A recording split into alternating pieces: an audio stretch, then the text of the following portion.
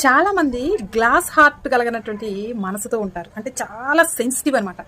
వీళ్ళు ఎలా ఉంటారంటే, ఇప్పుడు మనం ఏదైనా గాజు ఐటమ్ కొనడానికి షాప్కి వెళ్ళినప్పుడు వాటిని సపరేట్గా భద్రపరిచి ఉంటారు. వాటిని పార్సిల్ చేసి ఇచ్చినా కానీ సపరేట్గా చాలా భద్రంగా తీసుకొని వెళ్తారు. పొర్రపాటున స్లిప్ అయిందా పగిలిపోతుంది.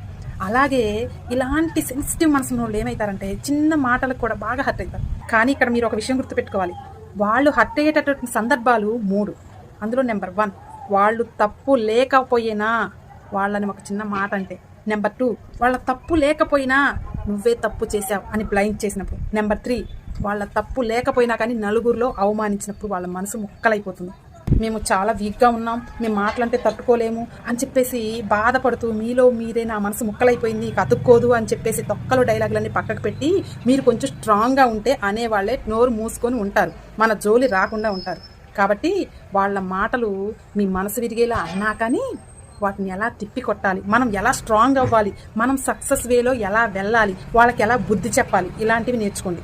అంతేకాని మేము వీక్గా ఉన్నాం, మేము ఎమోషనల్గా వీక్, మేము మా మనసు సెన్సిటివ్, మేము చాలా సెన్సిటివ్ పర్సన్ అని ఇలాగే ఉన్నారనుకోండి, మీ లైఫ్ మొత్తం అలాగే అయిపోతుంది. కాబట్టి కొంచెం స్ట్రాంగ్గా ఉండడానికి ట్రై చేయండి. ఇలాంటి లక్షణాలు మీకు కూడా ఉన్నాయా?